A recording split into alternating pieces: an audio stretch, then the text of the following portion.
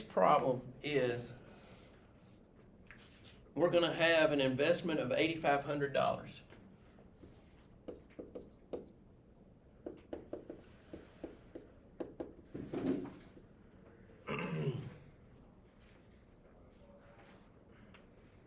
We're going to invest it for 4 years.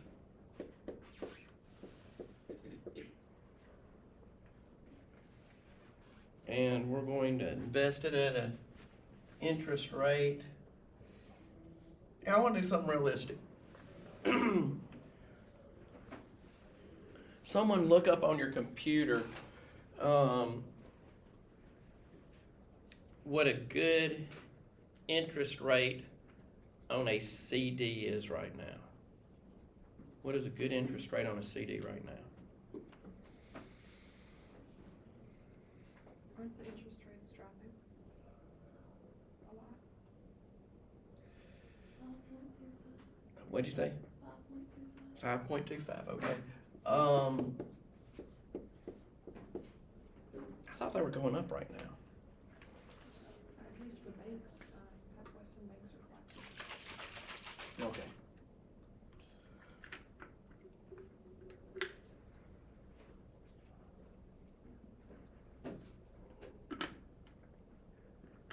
All right, so we're going to invest for 5.25%. So, a lot of y'all will be getting money for graduation, and so many of y'all will get more money for graduation, and you'll be like, got more money than I know what to do with. So, I think I need to think about investing it. So, it's in a bad plan.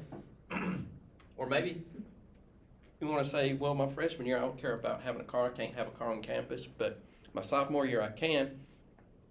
So let me invest this money for a year and see if I can draw some interest and end up getting, being able to have more money toward the purchase of a car, something along the lines of that. So, just a couple of things to throw out at you. So, the account is going to equal to the principal times 1 plus R over N to the NT power. And this is going to be a, let's just say this is monthly. Okay? So my account is going to equal to the 8,500 times 1 plus my rate, 5.25. But again, how do you put rates in an equation? As a decimal, right? So this would be what as a decimal? 0.0525. All right, and then it's over monthly, so it's 12. And then it's 12 times 4. Now, what these outside exponents are, that's just going to be, mathematically, that's the number of times throughout the entire investment that interest is going to compound. So that's what happens with that exponent there. All right, well, let's start working it out. This is going to be 8,500. Now, I don't want to do it. We're going to do the calculator with this, but I'm not going to do it all at once. Someone do 0.0525 divided by 12 and give me what your calculator tells you.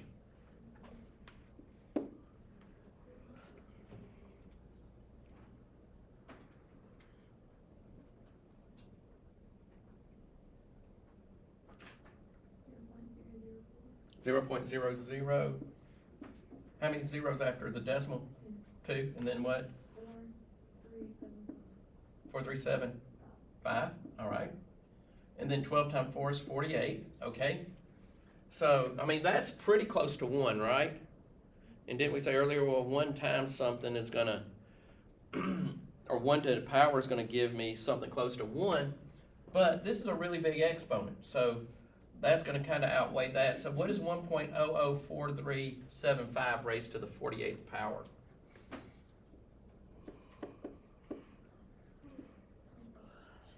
And this time carry it to 2 decimal places. 5.85. 5.85 times 10 to the negative 1.2. All right.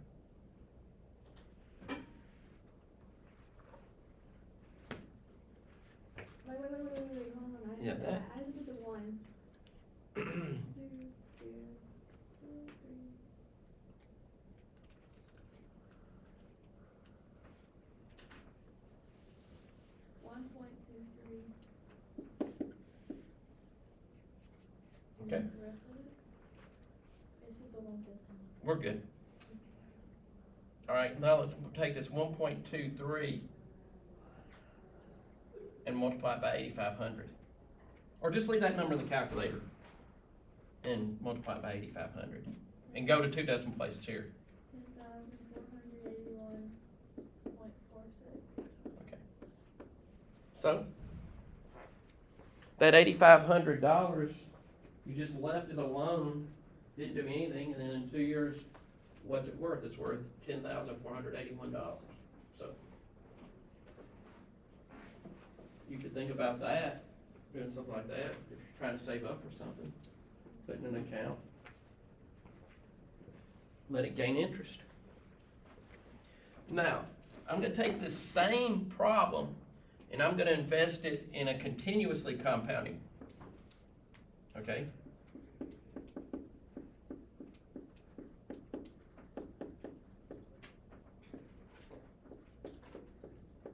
Okay?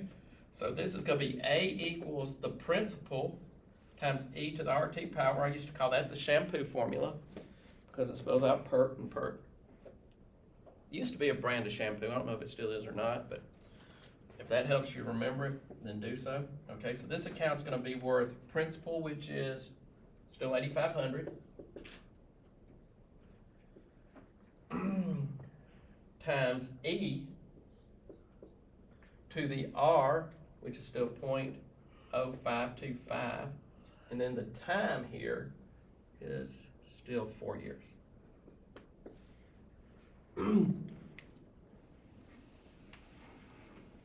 All right, so in this one, you would want to raise, multiply the 0.0525 times 4 first. What do you get?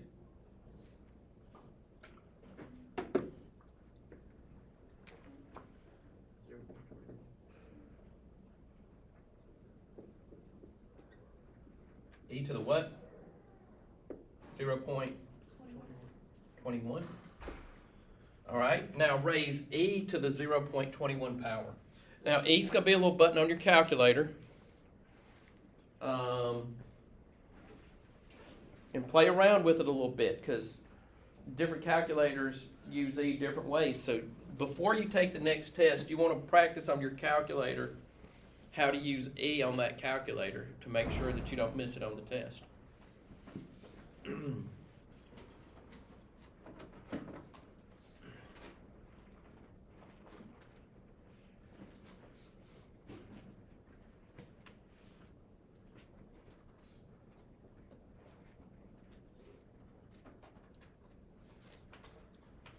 And then whatever you get when you raise e to the 0.21, multiply that by 8,500.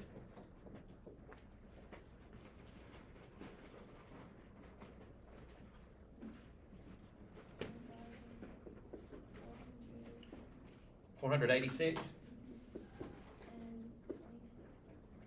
Okay, so it doesn't earn much more interest.